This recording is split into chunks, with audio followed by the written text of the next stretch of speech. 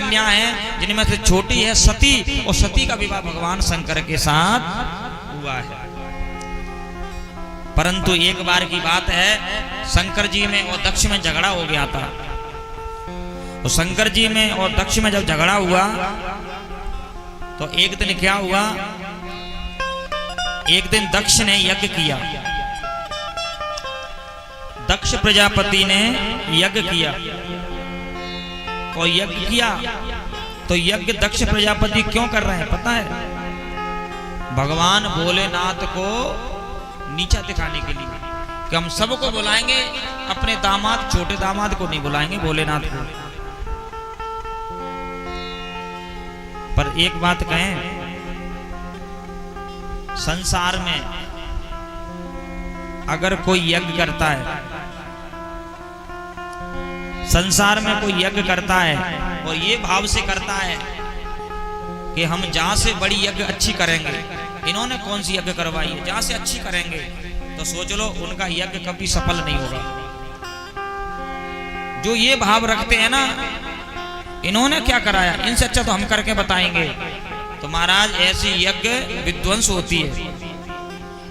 आज यहां पर दक्ष प्रजापति कहते हैं मैं यज्ञ करूंगा और ऐसी यज्ञ करूंगा कि शंकर जी को बताऊंगा और सबको बुलाऊंगा, पर शंकर जी को नहीं बुलाऊंगा। कभी भी धर्म करो, कभी भी कथा करो, पर महाराज ईगो कम करो भैया, बार बार श्री राधे। यज्ञ में सबको बुलाया, पर भगवान शंकर को, मैया सती को नहीं बुलाया। जब मैया सती को नहीं बुलाया,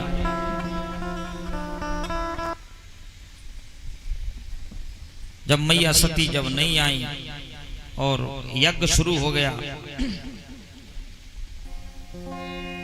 ऊपर से विमान जा रहे हैं देवताओं के। जैसे ही विमानों को सती मैया ने देखा तो भगवान शिव से पूछने लगी, भोलेनाथ आज ये सारे विमान कहां जा रहे हैं? तो शंकर जी ने कह दिया, देवी ये तुम्हारे पिता के घर जा रहे हैं। मेरे पिता के घर? बोले हाँ। क्यों? तुम्हारे पिताजी यज्ञ कर रहे हैं। जैसे यज्ञ का नाम सुना तो सती मैया का खुशी का पार नहीं। सती मैया इतनी प्रसन्न हो गई और सती मैया कहने लगी, भोलेनाथ आपने सुना क्या, तुम्हारी ससुराल में आज सती मैया के शब्द बदल गए। माताएं जब बात करती है ना मायके की, तो पता है क्या कहती है? सुना नहीं तुमने मेरे मायके में, सुना नहीं तुमने मेरे मायके में। मेरा मेरा ज्यादा करती है, क्योंकि मेरे मायके, मेरा मायका। पर आज सती मैया कहती है, भोलेनाथ? बोले हाँ। सुना तुमने? बोले क्या? तुम्हारी ससुराल में। क्यों कह रही है? ताकि शंकर जी को अपना प्रिय लगे। तुम्हारे ससुराल में? बोले ससुराल में क्या? बोले तुम्हारे ससुर जी। बताओ, हमेशा कहते आती हैं मेरा पिता, मेरा पिता, पर आज क्या कह रही हैं? तुम्हारा ससुर, तुम्हारी ससुराल। तुम्हारा नहीं है कछु? तो देवी क्या करें? बोले महाराज पिताजी यज्ञ कर रहे हैं, हमें चलना चाहिए, व्यवस्था देखना चाहिए। पिताजी यज्ञ कर रहे हैं। शंकर जी बोले कोई चिट्ठी आई, कोई पत्र आया? महाराज पत्र भेजा तो होगा, पर अभी तक पहुंचा नहीं। महाराज तुम्हें तो पता है इस कैलाश पर्वत पर भूत प्रेत रहते हैं, काऊ के हाथ लग गया होगा तो हो सकता है फाड़ दिया हो, फाड़ दिया हो कहीं। बोले नहीं, आया ही नहीं है। अगर चिट्ठी आती तो जरूर हम जाते।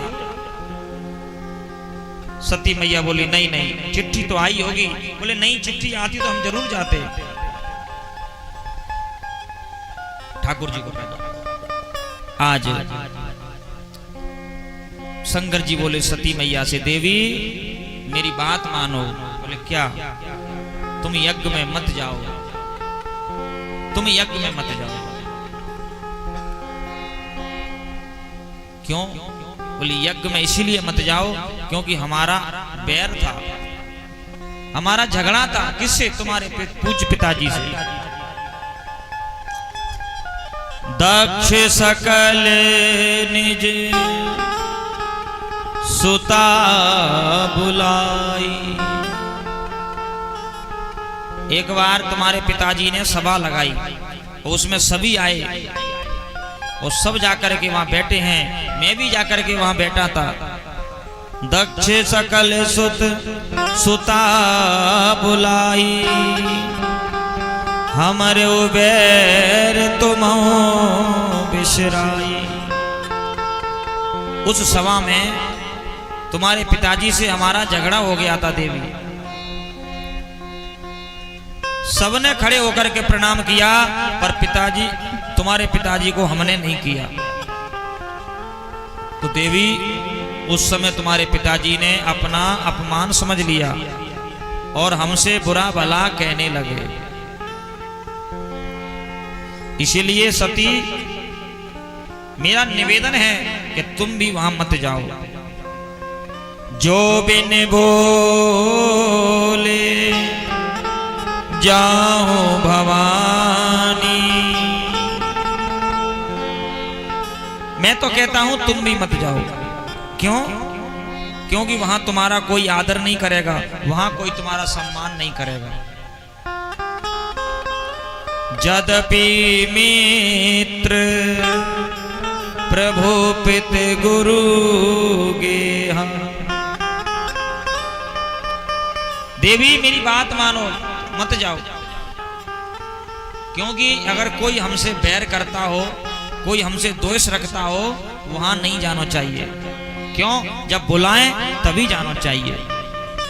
तदपि विरोध माने जहां कोई।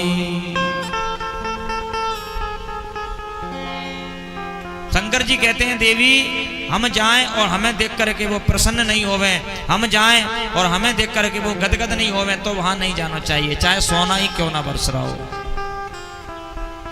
आवत ही हर से नहीं और नैनन नहीं सने, और तुलसी तहां न जाइए, चाहे कंचन वर्ष में।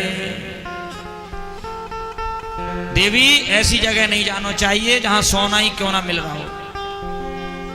महाराज, वहीं जाने में अच्छा लगता है जहां हमें देख करके वो प्रसन्न हो जाए और उन्हें देख करके हमें प्रसन्नता आ जाए। आज सती मैया सोचने लगी, मैं तो जाऊंगी, मेरा पिता का घर है, मेरे पिता के घर यज्ञ हो रहा है और मैं तो जाऊंगी। तुम्हें चलना हो तो चलो, नहीं मैं जा रही हूं। शंकर जी बोले, अपने राम नहीं जा रहे, तुम्हें जाना हो तो जाओ। और सती मैया जाने लगी। और प्यारे, जो नारी अपने पति की बात नहीं मानती, जो नारी अपने पति के कहने में नहीं चलती, उसे आगे चल करके दुख का सामना करना पड़ता है। आज भागवत में यहां भगवान भोलेनाथ ने सती मैया को बहुत रोका और कह रहे हैं कि देवी यज्ञ हो जाने दे, उसके बाद में मैं तुझे लेकर के चलूंगा तेरे पिता के घर पर, अभी नहीं। क्यों? क्योंकि 4 जनों में हमें तुम्हारा पिता नीचा दिखा देगा।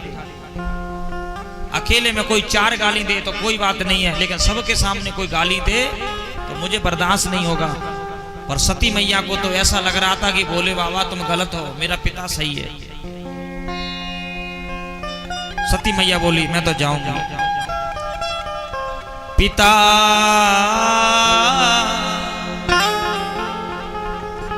पिता भवन जब गई भवानी, दक्ष त्रास काऊ न सन्मानी। अरे पिता की तो छोड़ो, कोई सम्मान नहीं कर रहा है सती का। क्यों? क्योंकि इनको पत्र नहीं दिया था, ये बिन बुलाए आई है, इसीलिए। और ये है समाज, जिनको निमंत्रण जाता है और जिनको पत्र जाता है और वो जाते हैं, उनका आदर होता है। ये कथा सिखाती है हमें तभी जाना चाहिए जब हमें कोई आदर के सहित बुलाए, या तुम्हारा प्रेम हो। और प्रेम देखो, जाने की बुराई नहीं, यज्ञ हो रहा हो तो जानो चाहिए, लेकिन कब? जब तुम्हारा आपस का प्रेम हो और तुमसे लड़ाई झगड़ा हो जाए तो जरूर सोचना। लड़ाई झगड़ा नहीं है और चिट्ठी अगर नहीं आई तो जाओ। क्यों? क्योंकि लड़ाई तो कुछ है नहीं है, झगड़ा कुछ है नहीं है, तो हो सकता है ध्यान भूल गए हो। और जब जाओगे तो वो माफी मांगेंगे, भैया तू खूब आ गया, मैं गलती से तो दे नहीं पाया। पर अगर बैर है, झगड़ा है, तो समझ लेना कि जानबूझ करके चिट्ठी नहीं दी।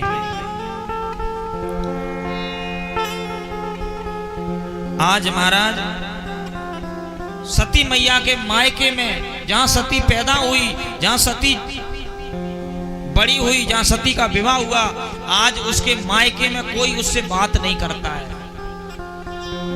जब ये दशा सती मैया ने देखी तो एक ही मन में भाव आया कि चल मां से और मिल लें। क्योंकि मायके में यदि कोई प्रेम करता है बिटिया से तो वो करती है सिर्फ मां, और मां जब तक है दोनों ही मायका है, और मां नहीं है तो मायके में फिर बिटिया को बिल्कुल अच्छा नहीं लगता। ये रामायण कह रही है। आज सती मैया से कोई बात करता है प्रेम से तो वो करती है प्रसूति मां, उसकी मां। लिखा है रामायण में और भागवत में भी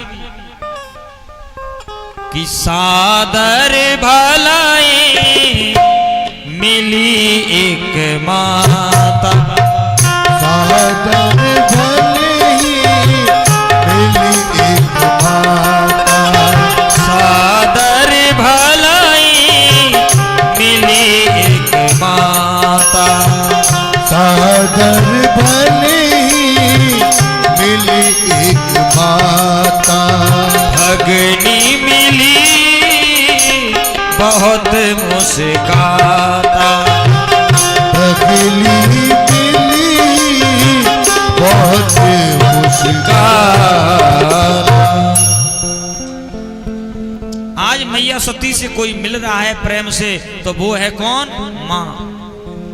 और माँ है, दोनों ही बिटिया के लिए मायका अच्छा लगता है, और जिस दिन माँ नहीं है तो उस मायके में बेकार लगता है। बिटिया जाती तो है मायके में, जब माँ नहीं होती है तो कोई ये कहने वाला नहीं है कि बिटिया एक दिन और रुक जा। और बिटिया आई है और शाम को वापस जा रही है तो ये नहीं कहेगा कोई कि एक दिन और रुक जा। पर माँ एक ऐसी है, कह देगी बिटिया अरे तू आई है तो एक दिन समय लेके आती है, सुबह चली जाना।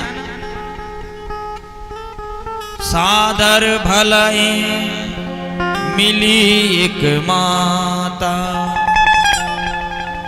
सादर भलाई मिली एक माता, और भगनी मिली बहुत मुस्काता। आज सती मैया से माँ कैसे मिल रही है? भगनी मिली बहुत मुस्काता। आज जैसे ही माँ ने देखा कि मेरी छोटी बिटिया सती आ गई है, दौड़ करके गई है और जा करके हृदय से लगा लिया सती को, आजा बिटिया, हृदय से लगा लिया। भगनी मिली बहुत मुस्काता, मुस्कुरा करके गले लगाया है मैया सती को। आज सती मैया कहती है माँ मेरा अपराध क्या है, मेरा कसूर क्या है जो आज मेरे को चिट्ठी नहीं दी, नहीं तो आज मैं अपने पति के साथ आती। माँ तुझे पता है मैंने अपने पति की बात नहीं मानी, आज ये पहली बार मैंने ये बहुत बड़ी गलती करी है। 4 दिन से मेरा विवाह हुआ है, 12 दिन से आज तक मैंने अपने भोलेनाथ की सेवा करी है, लेकिन आज मैं यहाँ आई हूँ तो यज्ञ के लिए पिता का प्रेम मेरा खींच के लाया है। पर मेरे पति ने मुझसे कहा था सती मत जाओ मत जाओ, मेरा पति मेरा कितना हित चाहता है, लेकिन ऐसे पति की मैंने बात नहीं मानी। और माँ अगर मैं यहाँ से लौट करके जाती हूँ और मेरा पति कहेगा आओ दक्ष की बेटी कैसा सम्मान हुआ, तो क्या कहूंगी मैं जाकर। आज सती मैया कहती है माँ मुझे क्यों पराया कर दिया? क्या मैं तुम्हारी बिटिया नहीं हूं? क्या मैं तुम्हारे घर में पैदा नहीं हुई? क्या तुमने मुझे अनाथ आश्रम से लिया था? खेली कूदी इस आंगन में, वो भी अपना पराया सा लागे, वो भी अपना पराया सा लागे। ऐसा दस्तूर क्यों है माँ, जोर किसका चला इसके आगे, जोर किसका चला इसके आगे। एक को घर दिया, एक को पर दिया, ये कैसी विदाई है।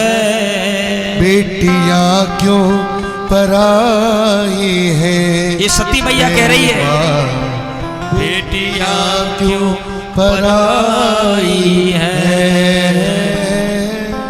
बेटियां क्यों पराई है। जो भी मांगा बाबुल से, हंस के मुझको दिया बाबुल ने, हंस के मुझको दिया बाबुल ने। प्यार इतना दिया है मुझको, क्या बयां मैं करूं अपने मुख से, क्या बयां मैं करूं अपने मुख से। मैया सती कहती है, माँ जब मेरी शादी हुई तो मैंने पिता से जो मांगा था वो पिता ने मुझे हंस के दिया, और इतना मुझे प्यार दिया था कि मैं अपने मुंह से क्या कहूं, परंतु आज मुझे पराया कर दिया। आज मेरे से पिता ने बात नहीं करी। और प्यारे, जब बिटिया की शादी होती है और जब बिटिया डोली में बैठ करके ससुराल जाती है, तो बिटिया का जो पिता है ना, वो कहीं जाकर के बैठ करके चुपचाप रोता है। बिटिया विदा हो रही है, पिता कहीं बैठ के रोता है। जब रिश्तेदार जाते हैं और जब देखते हैं कहाँ है इसका पिता, तो लेकर के आते हैं, भाई चल देख तो बिटिया विदा हो रही है, तू यहाँ बैठ के रो रहा है, चल आशीर्वाद दे, हैं हंसी खुशी का मौका है, रोते नहीं, चल। हिम्मत तो सब बढ़ा रहे हैं पर हृदय अंदर से रो रहा है। और पिता आता है और पिता आकर के बेटी के सिर पे आके हाथ रखता है और कहता है, बिटिया तूने मेरी लाज रख दी, तूने मेरी लाज रख दी। तुझे मैंने पाल पोस के बड़ा किया, पर तूने समाज में मेरा सिर ऊंचा कर दिया। क्योंकि आजकल जो है कोई भरोसा नहीं रहता दुनिया वालों का। पर धन्य है मेरी बेटी, तूने कभी मेरी पगड़ी नीचे नहीं गिरने दी, तूने मेरी पगड़ी की लाज रख दी है। इसलिए बिटिया आज मैं तेरे पे बड़ा प्रसन्न हूं। और बिटिया कहती है, मेरे पापा पे क्या बीत रही, बहना तुझे क्या बता। मेरे पिता पे क्या बीत रही है ये तो मेरा पिता जानता है। और बिटिया को जब पिता विदा करता है और बिटिया विदा होकर के चली जाती है और पिता एकांत में जाकर के फिर बैठ जाता है, फिर कोई नहीं आता कि कहां चला गया, चलो इसे रोटी खिला दो। बस बिटिया विदा हुई नहीं कि सबने अपनी अपनी गाड़ियों में लगाई चाबी और सब खिसक लिए। फिर कोई नहीं कहता कि भैया रुक जा रोटी खा लेना, है? सब भाग जाते हैं छोड़ करके बाहर। फिर 2 दिन बाद आते हैं टेंट वाले, लाइट वाले, कहाँ है भैया बुलाओ। तो फिर कहता है, भैया अभी मुंह से बात मत करो। क्यों? अभी मैं बहुत दुखी हूँ, मेरा मन बहुत दुखी है। क्यों दुखी है? बोले बिटिया के प्रेम में, क्योंकि मेरी बिटिया जब तक मेरे पास नहीं आ जाएगी तो ना मत आओ मेरे पास। देखो इतना प्रेम करता है पिता। आज बिटिया मैया सती मैया कहती है, माँ आज वह पिता जो मुझे उंगली पकड़ करके चलना सिखाता था, आज वह पिता मैं जो मांगू बोला करके मुझे देता, आज उसने मुझे पराया कर दिया। मैं यज्ञ में जाना चाहती हूँ, मैं उस यज्ञ में देखना चाहती हूँ। और यज्ञ में सती मैया जब पहुंची हैं तो क्या देखती हैं, सबकी आहुति डल रही है, लेकिन कहीं भी भोले बाबा की आहुति नहीं डल रही। देखो, पत्नी का स्वभाव है, पत्नी यदि पति के साथ है और पति को यदि कोई बुरा भला कहे तो पत्नी सहन नहीं करेगी महाराज, चार सुना देगी। मेरे पति से ऐसे बोला तुमने, अपने पति का कभी अपमान नहीं होने देगी, और खुद चाहे कितना भी अपमान करती रहे, खुद चाहे कितना भी लड़ती रहे पति से, पर कोई दूसरा लड़ेगा तो बाकी महाराज बा नहीं छोड़ेगी। इतना प्रेम करती है पत्नी। कोई दूसरे ने कुछ कह दिया तो महाराज चार सुना देगी, लेकिन खुद सुनाएगी तब कोई बात नहीं। सती मैया जैसे यज्ञ में पहुंची, सबकी आहुति डल रही है, पर भोले बाबा की कहीं आहुति नहीं है। तो आज मैया सती कहती है, दक्ष तेरे शरीर से मैंने जन्म लिया है और तूने ये क्या कर दिया, तूने आज देवादिदेव महादेव से बैर किया है, जा मैं तुझे श्राप देती हूँ, तेरा यज्ञ सफल नहीं होगा। जिस यज्ञ में भगवान भोलेनाथ का भाग नहीं हो, जिस यज्ञ में भगवान भोलेनाथ की पूजा नहीं हो, जिस यज्ञ में साधु संत ब्राह्मणों का अपमान होता हो, वो यज्ञ कभी सफल नहीं होता। प्यारे, सबका आदर करना चाहिए, सबका सम्मान करना चाहिए, कोई भी यहां से दुखी होकर के नहीं जाए। आज सती मैया ने अपना शरीर त्याग दिया और कहते हैं सती मैया अपने आप को अग्नि प्रज्वलित करती है और सती मैया खड़े होकर के जलने लगी। कई लोग कहते हैं महाराज सती मैया यज्ञ में कूद गई, यज्ञ में नहीं कूदी थी। सती मैया खुद साक्षात अग्नि का रूप है, उन्हें यज्ञ में जाने की क्या आवश्यकता है। जैसे ही आह्वान किया अग्निदेव का, अग्नि प्रकट हो गई और मैया सती जलने लगी। और जैसे सती मैया जलने लगी तो हाहाकार मच गया, देवता भागने लगे।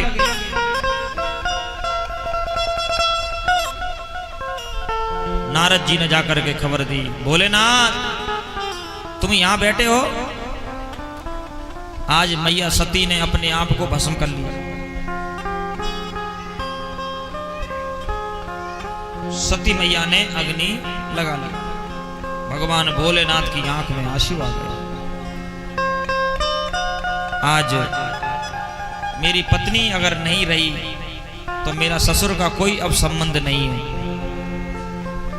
यदि आज तक दक्ष बच रहा था तो पत्नी की वजह से, कि पत्नी का पिता है, पत्नी का पिता है, कहीं मैं इसे अगर मारूंगा तो मेरी पत्नी को दुख होगा। पर आज मेरी पत्नी नहीं रही तो ये मेरा ससुर नहीं रहा। और भगवान तुरंत जटाओं को खोल देते हैं, भगवान अपना श्रृंगार हटा देते हैं। आज जैसे भोले बाबा ने जटाओं को खोला और जैसी जटाएं धरती पर गिरी तो एक गण प्रकट हो गया और उसका नाम है वीरभद्र। भगवान शंकर कहते हैं, हे तुम वीरभद्र जाओ, जाकर के यज्ञ का दक्ष का यज्ञ को जाके विध्वंस कर दो। आज वीरभद्र भगवान चले यज्ञ में और उधर सती मैया जल रही हैं।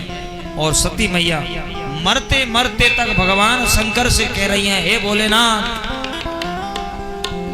मैं जब जब जन्म लूं तो मुझे तुम्हारे ही चरणों की प्राप्ति होना चाहिए। मरते समय मैया सती ने भोले बाबा से वरदान मांगा है, सती मरत हरे सन बर मांगा, जन्म जन्म शिव पद अनुरागा। एक जन्म नहीं, दो जन्म नहीं, मैया सती कहती है जन्म जन्म शिव पद अनुराग। और मैया सती ने शरीर त्यागा है और तुरंत हिमालय के यहाँ जाकर के पार्वती के रूप में जन्म लेती है। सती मरते हरिशन बरमा, जन्म जन्म शिव पद अनुराग। ते कारण गिर हिम ग्रह जाई, जन्मी पार्वती तन पाई। आज मैया सती ने दूसरा जन्म लिया है हिमालय के यहाँ मां पार्वती के रूप में। सुखदेव जी कहते हैं, परीक्षित मैया सती ने तो शरीर त्याग दिया था, पर शरीर जैसे ही त्यागा तो यज्ञ में जो आए थे ब्राह्मण सब देख रहे थे। किसी ने बचाने का प्रयास नहीं किया, किसी ने दक्ष को नहीं समझाया। तो वीरभद्र भगवान आए और वीरभद्र भगवान आकर के यज्ञ में प्रवेश कर जाते हैं। और यज्ञ में महाराज जो भी आए थे सबको दंडित किया, सबको मारा, सबकी पिटाई लगाई। क्यों? क्योंकि सब शामिल थे ना दक्ष की तरफ से, तो सबको दंड दिया। और दक्ष भागने लगा तो वीरभद्र भगवान कहते हैं, कहां भाग रहे हो, प्रसाद लेके जाओ। दक्ष भागने लगा, वीरभद्र भगवान ने दक्ष को पकड़ा और निकाल करके तलवार और दक्ष का सिर काट दिया और लेकर के सिर हवन कुंड में जाकर के कर दिया, ओम नमः शिवाय स्वाहा। आज यज्ञ विध्वंस हुआ,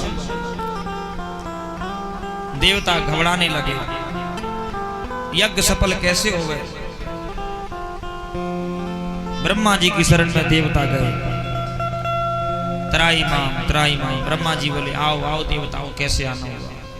देवता बोले, प्रभु भगवान शंकर नाराज हैं, मैया सती का शरीर छूट गया है, हमारी रक्षा करो, देखो हमें बहुत मारा है। ब्रह्मा जी बोले, चिंता मत करो, भोले बाबा बड़े सरल हैं,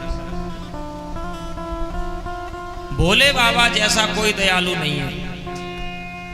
और भोले बाबा इतने भोले हैं, इतने भोले हैं, अगर कोई जाए और जाकर के एक लोटा जल चढ़ा दे और कह दे भोलेनाथ मेरा ये काम होना है, एक लोटा जल चढ़ाने से भोले बाबा को काम कर देते। इतने भोले हैं, तभी तो उनका नाम भोले है। आज देवताओं से ब्रह्मा जी कहते हैं, चिंता मत करो, चलो मेरे साथ। भगवान शंकर की शरण में गए, भोलेनाथ क्षमा कर दो, भोलेनाथ क्षमा कर दो। शंकर जी बोले, आओ आओ देवताओं, यज्ञ में से भाग लेके क्यों नहीं आए, अधूरा क्यों छोड़े आए। बोले, भोलेनाथ क्षमा कर दो। और आज सारे देवगण आज भोले बाबा के चरणों में बैठ करके क्षमा मांगते हैं। शिव नाम से है जगत में उजाला,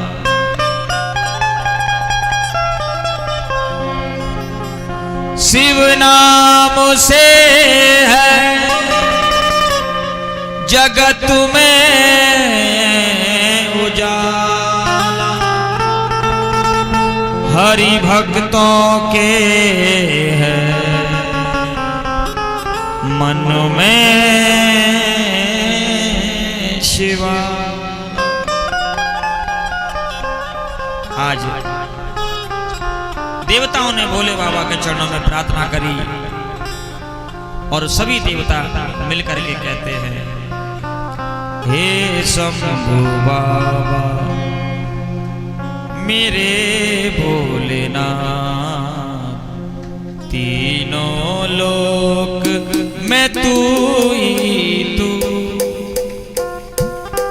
श्रद्धा सुमने मेरा मन बेल पत्री, जीवन भी अर्पण कर दूं। आज सभी देवताओं ने मिलकर के भोले बाबा से प्रार्थना करी, हे भोलेनाथ हमें अपना बना लो, अब हमारे मन बुद्धि चित्त सब आपके चरणों में है, क्योंकि जग का स्वामी है तू, अंतर्यामी है तू, मेरे जीवन की अनमित कहानी है तू,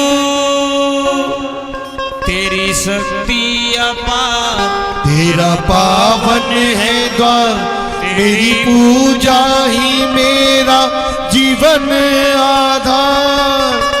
धूल तेरे चरणों की लेकर जीवन को साकार किया। हे शंभू बाबा मेरे भोलेनाथ, तीनों लोक में तू ही तू। तूने दिया बल निर्बल को, अज्ञानी को ज्ञान दिया। हे शंभू बाबा मेरे भोलेनाथ, तीनों लोक में तू ही तू। महाराज भगवान के भक्त तो एक ही बात कहते हैं प्रभु से, चलो शिव शंकर के मंदिर में भक्तो। हे भोलेनाथ चलो उस यज्ञ को सफल करो। भोलेनाथ ने कहा यज्ञ में तो तभी जाएंगे जब यज्ञ में चलोगे तो जरूर तुम्हें भाग मिलेगा। और महाराज इतना ही नहीं, हमें एक मिलेगा पर तुम्हें दो मिलेंगे। हाँ हम एक में राजी हैं पर तुम्हें दो देंगे। चलो शंकर जी यज्ञ में आए, बुलाओ कहाँ जजमान। देवता बोले महाराज जजमान तो मर गए। महाराज सिर तो हवन कुंड में है उनको, पर तन अभी रखा है, तन अभी रखा है। तो क्या करें? एक काम करो, किसी का सिर काट के ले आओ, संजीवनी विद्या के द्वारा जिंदा हम कर देंगे। देखो सबसे पहले ऑपरेशन किसने किया? सबसे पहले ऑपरेशन भगवान शंकर ने किया है, हैं? बकरे का सिर काट करके लाए और ला करके बकरे का सिर और दक्ष के गर्दन से लगा दिया और भगवान भोलेनाथ ने संजीवनी विद्या से दक्ष को जिंदा कर दिया। अच्छा देखो भोले बाबा कितने दयालु हैं। दामाद ससुर से बड़ा प्यार करता है पर अपने बाप से नहीं करता।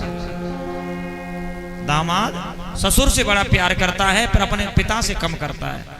शादी तक तो पिता से करेगा और शादी के बाद फिर अपने ससुर से बड़ा प्रेम करेगा। क्यों?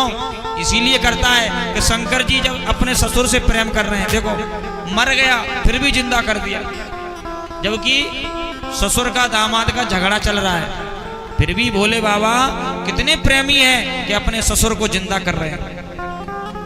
और देखो ऐसा है, ससुर भी तुम्हारे पिता हैं। और ये नहीं कहना चाहिए बच्चों से कि ससुर से प्रेम ज्यादा क्यों करते हैं, क्योंकि तुम्हारी भी तो बिटिया किसी के यहाँ गई है, तुम भी तो किसी के, प्रेम तो तुमको भी मिलता है तुम्हारे दामाद से।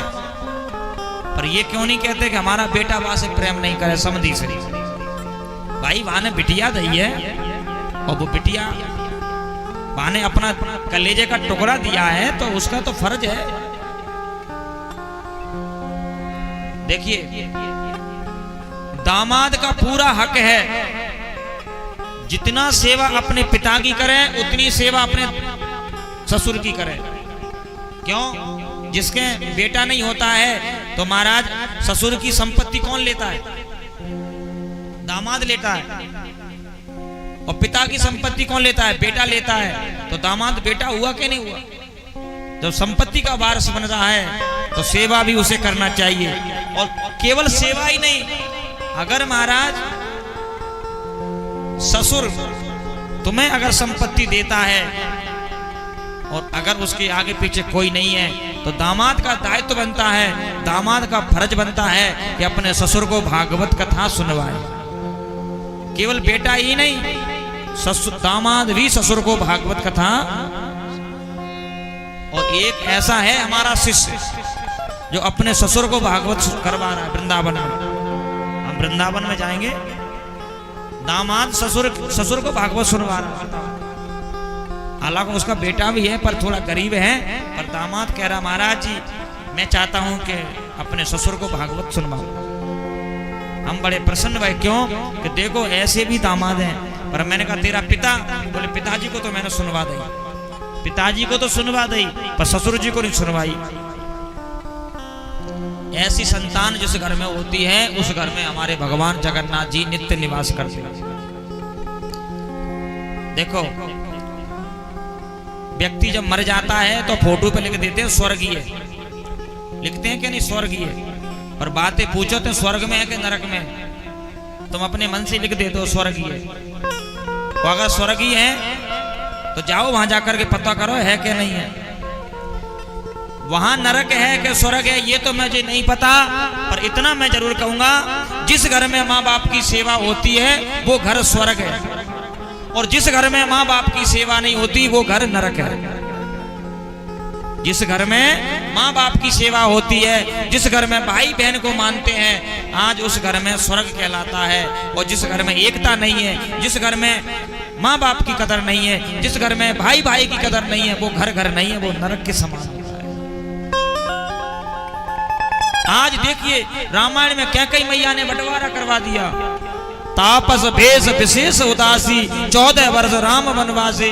राम वन को भी जाते हैं फिर भी अपने भैया भरत से प्रेम करते हैं, और भैया भरत राम से भी प्रेम करता है। प्यारे, चाहे कोई कितना भी हमारा शत्रु बन जाए लेकिन हमें अपना प्रेम कम नहीं करना चाहिए, प्रेम बना के रखना चाहिए। एक कथा सुनाते हैं, ध्यान से सुनना। 2 भाई थे और दोनों भाई बड़े हुए, और एक दिन क्या हुआ, दोनों भाइयों की फसल कट के आई किसान की खेत में, पर जमीन का बंटवारा नहीं हुआ था। दोनों भाई शामिल रहते थे पर दोनों की शादी हो गई थी।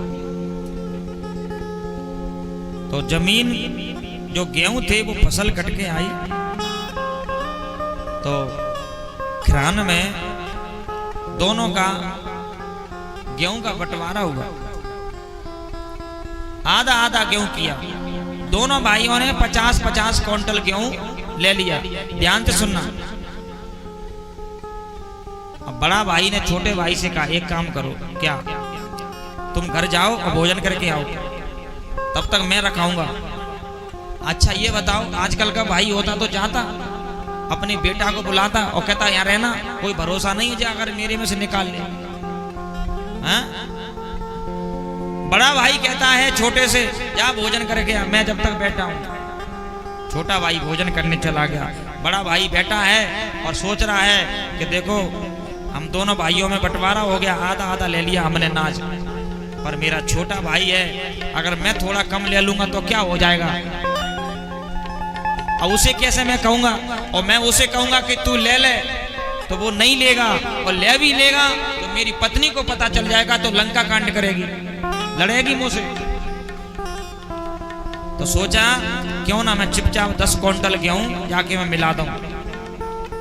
अरे कोई नहीं देख रहा, परमात्मा तो देखेगा।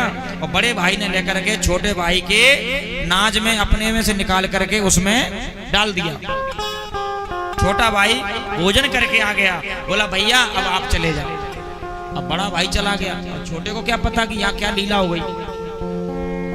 बड़ा भोजन करने गया, अब छोटा सोचने लगा मेरा बड़ा भैया है, बड़े भैया पे बहुत खर्चा है, अबे तो मेरे बच्चे तो छोटे छोटे हैं, बड़े भैया के बच्चे बड़े हैं, बहुत खर्चा है, अरे मेरा काम तो चल जाएगा, क्यों ना मैं अपने में से थोड़ा सा बड़े भैया के में डाल दूं।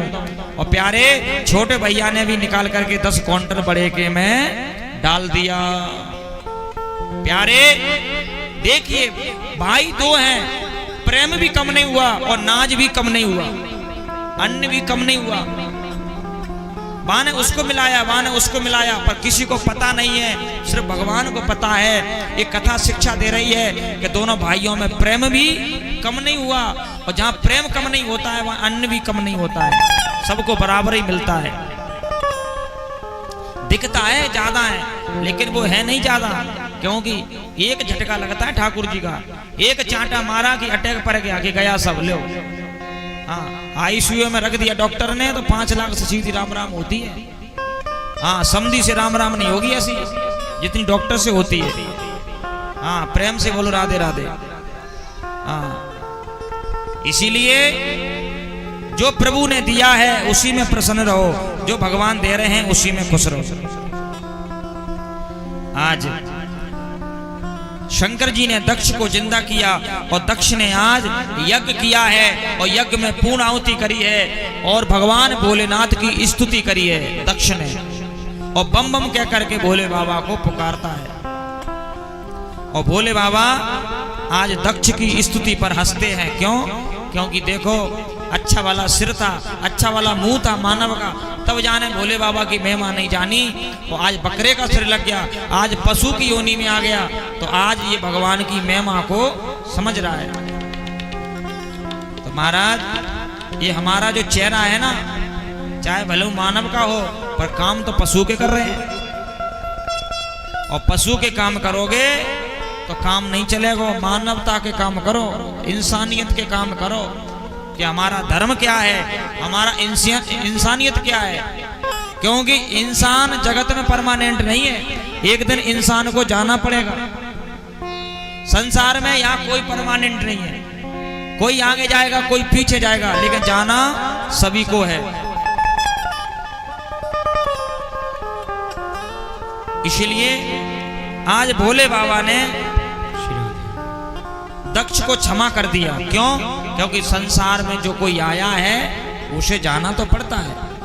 ये तो मेहमानी करने आए हैं, तो मेहमानी कर ले। तो प्यारे अपने मन में ये ख्याल निकाल दो, क्योंकि हमारा कोई भरोसा नहीं है, हमारा जीवन का कोई मोल नहीं है, न जाने कब हमें इस घर से जुदा होना पड़े। तो इस जगत में कोई परमानेंट नहीं है। हर जगत में कोई न परमानेंट, जगत में कोई न परमानेंट, जगत में कोई न परमानेंट, जगत में कोई न परमानेंट। ओ तेल चमेली संदन सावन, तेल चमेली चंदन सावन, चाहे लगा लो से, जगत में कोई न परमानेंट, जगत में कोई न परमानेंट, जगत में कोई न परमानेंट, जगत में।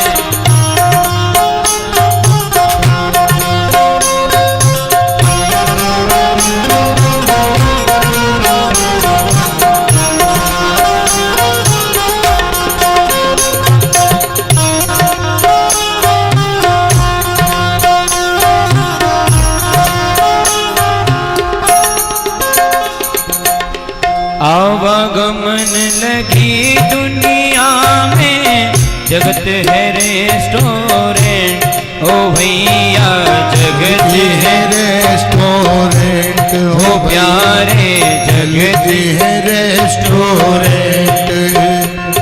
ओ अंत समय में उड़ जाएंगे, अंत समय में उड़ जाएंगे तेरे तंबू टेंट, जगत में कोई न परमानेंट, जगत में कोई न परमानेंट।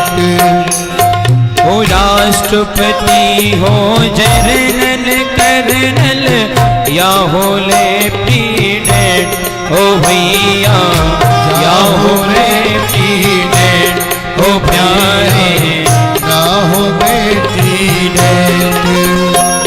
ये काल सभी को खा जाएगा, काल सभी को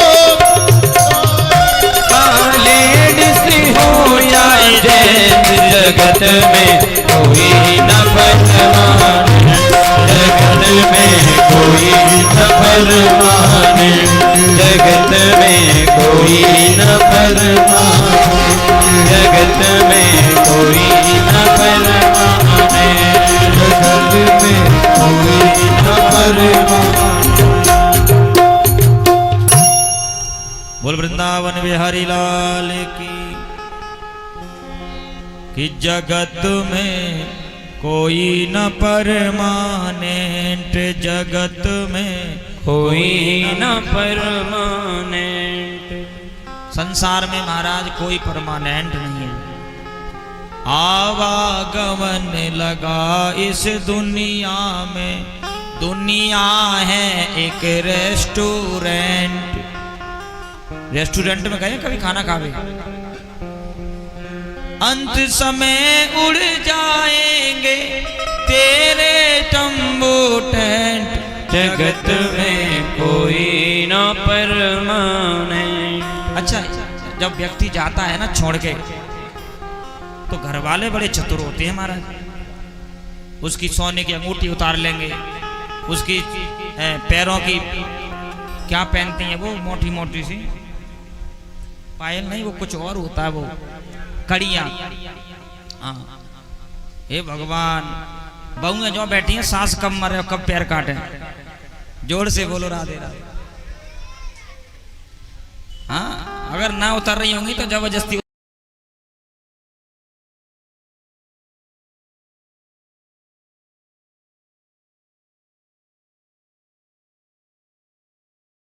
हाँ, वो तुरंत उतार लेती है। और छोटी कहती है उतार ले, बाद में तो आधी आधी बंटवाऊंगी। हाँ, सोना चांदी सब उतार लेती है। तो बेचारी सास की जो साड़ी धरी है ना, उन्हें ले जा करके मरकटा में फेंके आ गया। इन्हें संग ले जाओ। क्यों? ऐसे हैं दुनिया वाले।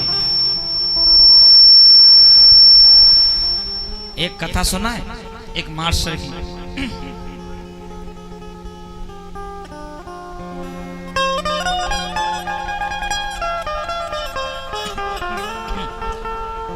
एक मास्टर जी थे, पुजारी जी, एक मास्टर जी थे। अपने बच्चों की बड़ी प्रशंसा करते। मेरे बच्चे, मेरी बहुएं बड़ी प्यारी हैं, बहुत सेवा करती हैं। तो एक उनका मित्र था।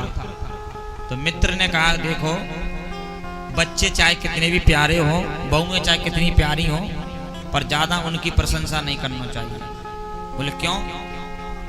बोले ये जो है बुढ़ापे में इनकी परख होगी। देखो, विपत्ति में किसकी परख होती है? विपत्ति में परख होती है पत्नी की, जो मेरा साथ निभा पाएगी क्या नहीं निभा पाएगी। जब तक नौकरी कर रहा तब तक तो खूब बढ़िया चकाचक बादाम का हलवा, सुबह चाय, जो कहे सो बना दे। और जब नौकरी से रिटायरमेंट हुआ सोई, बोले अब तुम बाद में करियो। बोले काय? बोले बच्चन ने स्कूल जाना है। तो बच्चन को टिप्पण लगा दिया। फिर बोले अब तो नाश्ता करा दे। अरे अब क्या नाश्ता करोगे, अब खाना का टाइम हो गया, जाओ सब्जी ले आओ, उस खाना बना जाता। ए भगवान, नौकरी का चली गई, घर से इज्जत चली गई। तो मास्टर जी बहुत ज्यादा बच्चों की, मेरी बहू, मेरे बच्चे। और एक दिन मास्टर जी रिटायरमेंट भये, तो सोचा कि ये जो मुझे मिला है पैसा, मैं क्या करूँगा, अपनी बहुओं को बांट दूँ। चारों बहुएं बुलाई, बेटा आ जाओ। हाँ दादाजी, ले वो आधा आधा, सबको बराबर बराबर कर दिया। रात में बंटवारा हो गया। और सवेरे काऊ ने दादा चाय ना दही ला करके। दादाजी बोले चाय क्यों नहीं आई? तो बड़ी कह दी, मोह कौन सा तुमने ज्यादा दे दो, उसे मैं पिलाऊंगी। छोटी बोली तो मोह कौन सा ज्यादा दे दो। दादाजी बोले भगवान, ये माया के पुजारी है। मेरी सेवा जो कर रहे थे आज तक तुम, जो इसीलिए कि दादा पे कुछ माल है। अब दादाजी को जब दें तब पी ले बेचारे, जब दें तब खा ले। और दादाजी जो पहले कहते थे ना मेरी बहू है मेरे बेटा, अब नहीं कह रहे। अब वही मित्र फिर मिल गया। कहो मार साहब क्या हाल है, कैसे कमजोर हो गए? बोले तुमने सही कही। बोले क्यों? सब माया के पुजारी है। बंटवारा कर दिया, काऊ ने भोजन तक नहीं दिया ढंग से। मैंने कही थी। पर मित्र बोला कि तुम्हारी सेवा अभी हो सकती है। बोले कैसे? बोले मैं कहूं मेरी बात मानोगे? बोले हाँ, तुम्हारी बहुएं सेवा करेंगी, तुम्हारे बेटा सेवा करेंगे, पर मेरी बात ध्यान से सुनना। बोले सुनाओ। बाकी मित्र ने एक बक्सा दिया, बक्सा, और बक्सा में 1000 रुपया के सिक्का डाल दे, एक एक के 1000 रुपया के, और वहां में 10-15 ईंट के गुम्मा, और कह दिया तुम इस बक्सा में लगाओ तारो, और घर जाके कहना बहुअन से कि तुम्हारी सास को जेवर रखो ताए लेके आओ। पर वो कहें कि खोल के बताओ, सो बताइयो मत। क्यों? कह दियो बहुएं तुम्हारे लाने हैं वो तो, और देखना तुम्हारी सेवा होगी। अब ले गया बेचारो बक्सा लेकर के, वहां में ज्यादा नहीं 1000 रुपया का सिक्का डले थे बस। और ऊपर तीसरी मंजिल पे बहू खड़ी थी बड़ी वाली।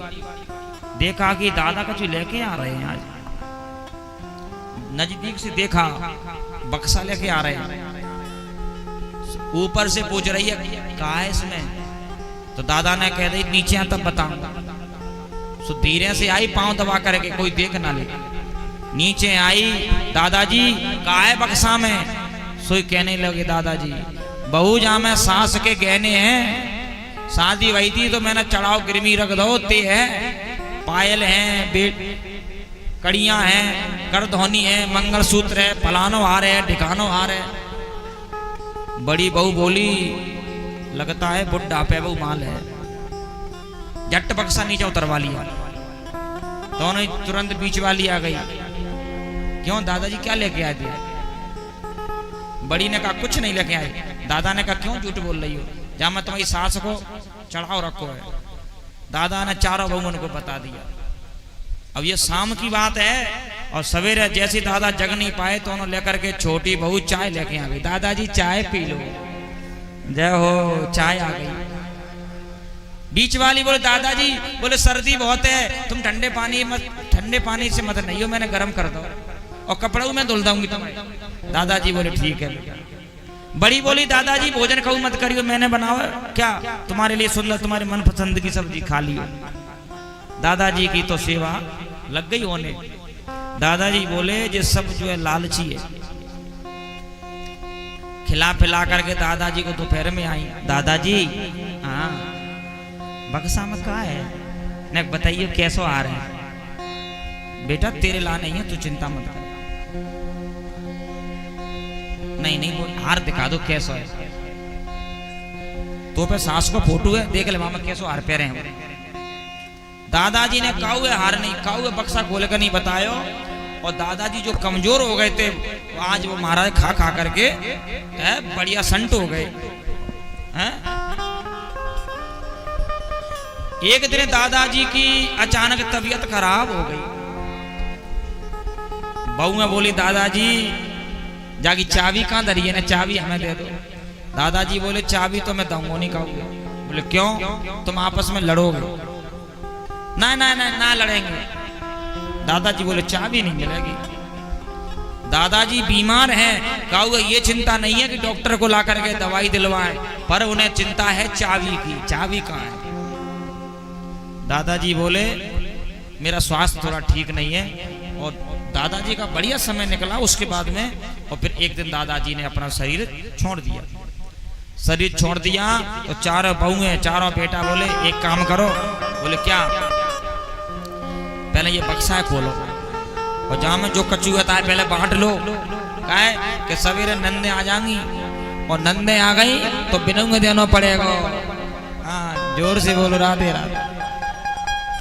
भाभियां नंदन से पता नहीं क्यों भागती हैं दूर, पर ये कुलैत की बात नहीं है। कुलैत की भाभियां तो बढ़िया है। हाँ कुलैत की तो हम चर्चा ही नहीं कर रहे, ये समझो। जोर से बोलो राधे राधे। ये तो कहीं और की भाभियां बोली कहीं नंदे नहीं आ जाए, बंटवारा करो जल्दी। चाबी कहाँ है? बोले चाबी को पता ही ना कहाँ है। बताओ, ससुर की अर्थी रखी है, अभी अंतिम संस्कार भी नहीं हुआ और उन्हें पड़ी है माल की। छोटी बोली, अरे तालो तोड़ दो ना, तालो का 100 रुपया को इतना माल धरो है, 1-2 ताले अच्छे से ले आ गया और तालो तोड़ दिया। और तालो तोड़ करके जैसे ही बक्सा खोलो तो वहां में तो सिक्का डले। बड़ी कहने लगी, हे भगवान, बुड्ढा मरते मरते मर गयो, मेरो 2 लाख को शक्कर को खा गयो। छोटी बोली, हे भगवान, मरते मरते बुड्ढा मर गयो, मेरो 2000 को सर्प खर्च करा गयो। हे भगवान, काऊ की शक्कर खर्च हो गई, काऊ को सर्प खर्च होगा। और बीच वाली बोली, मेरा बिजली को बिल बढ़ा गयो।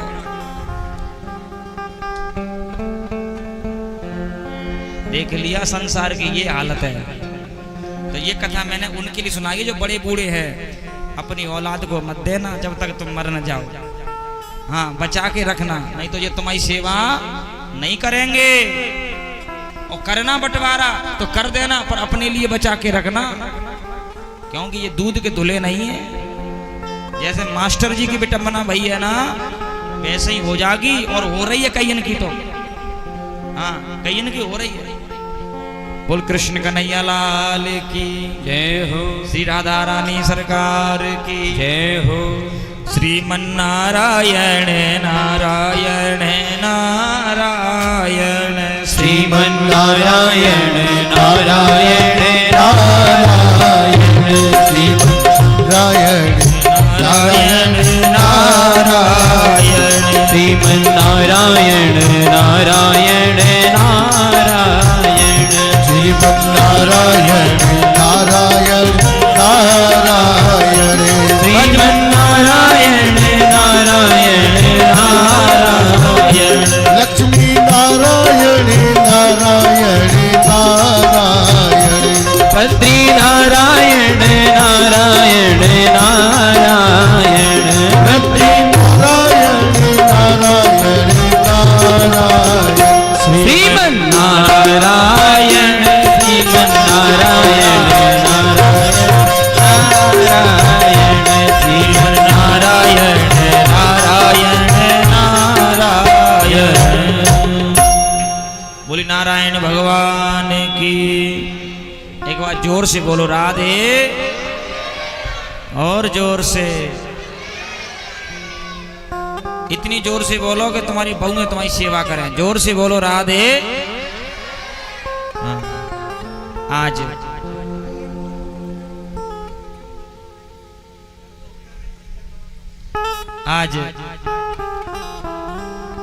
यज्ञ संपन्न हुआ दक्ष का। अब चलो भगवान शंकर के विवाह में कौन कौन चल रहा है? मैया पार्वती का जन्म हुआ है हिमालय पर, मैना की बिटिया बनी है। एक दिन नारद जी आए, पार्वती मैया का हाथ देखा। राजा हिमालय ने कहा, महाराज मेरी बिटिया का हाथ देखो कि जाका विवाह कैसा का होगा, घर कैसा का मिलेगा। नारद जी बोले, महाराज तुम्हारी बिटिया बड़ी गुणवान है, भाग्यशाली है। बोले क्यों? बोले जाका विवाह होगा शंकर जी के साथ। शंकर जी के साथ? बोले हाँ। नारद जी कहते हैं पार्वती मैया से, यदि तुम शंकर जी को अपना पति बनाना चाहती हो तो तुम्हें 16 सोमवार के व्रत करना पड़ेंगे। मैया पार्वती तत्काल 16 सोमवार के व्रत करने लगी। मैया पार्वती की परीक्षा होने लगी। सप्त ऋषि आते हैं, परीक्षा लेते हैं। कभी देवता आते हैं, देवता परीक्षा लेते हैं।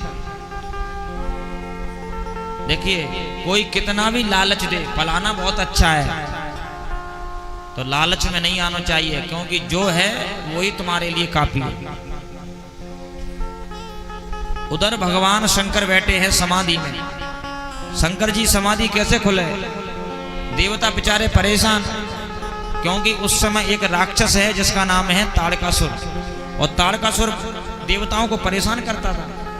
और ताड़कासुर बड़ा होशियार, वरदान मांग लिया, शंकर जी का बेटा मुझे मारेगा, क्योंकि जानता है शंकर जी को ब्याह करना नहीं है। शंकर जी की तो पत्नी मर गई, बाय का पता हो कि शंकर जी दूसरों ब्याह कर लेंगे हैं? शंकर जी ने तो बहुत ब्याह करे हैं। पुराणों में कथा आती है कि शंकर जी के गले में मुंडों की माला है, और वो किसके मुंडे हैं? उसी मैया के। तो बताओ कितने ब्याह करे होंगे। एक व्यक्ति कभी कथा सुनने नहीं जाए, कभी। पत्नी बोली चलो बहुत अच्छी कथा हो रही है, कथा सुने आओ। आए तो लिवा के लाई, कथा में बैठ गओ। पंडित जी ने कहा कि भगवान कृष्ण ने द्वारकाधीश ने 16,108 विवाह करे। कथा सुनाई वादना। तो घरे जाके बोलो सुना तुमने? भगवान पंडित जी बता रहे थे भगवान ने 16,108 विवाह करे हैं। अगर हम 1-2-4 ज्यादा नहीं तो 2-4 विवाह तो कर लें, क्या दिक्कत है? पत्नी बोली हे भगवान, मैं जिन्हें कथा सुनवा भी ले गई कि घर तोड़वा भी ले गई हैं? इससे तो तुम घर ही बढ़िया आते। बोले नहीं अब तो हम रोज जाएंगे, अच्छी बातें मिलती हैं। तो ठीक है, तो सवेरे फिर आगा कथा सुनने। तो पंडित जी ने फिर दोबारा महाभारत की कथा सुनाई कि द्रौपदी ने 5 पति बनाए। तो मां ने कहा सुना तुमने? बोले क्या? बोले द्रौपदी ने 5 पति बनाए, अगर तुम 2-4 शादी करोगे तो 1-2 मैं बनाऊंगी। सोई कहने लगा ना ना ना मैं कैंसिल करता हूँ। तो पत्नी बोली मैं कैंसिल करती हूँ। तो ऐसे मूर्ख को ऐसे सुधारना पड़ता है। श्री वृंदावन बिहारी लाल की।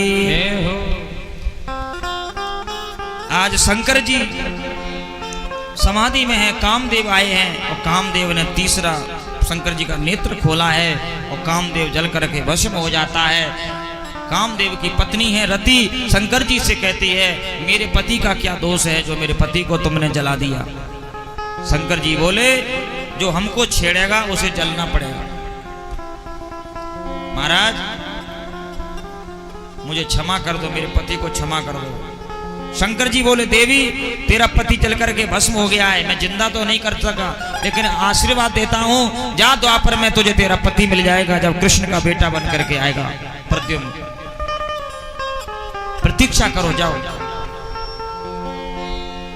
देवताओं ने आकर के भगवान भोलेनाथ से निवेदन किया, भोलेनाथ एक राक्षस हमें बड़ा परेशान कर रहा है, आप विवाह कर लो ताकि तुम्हारा पुत्र हो तो जल्दी से उसे मारे। शंकर जी बोले विवाह तो कर लेंगे पर कन्या तो होना चाहिए। बोले आप हाँ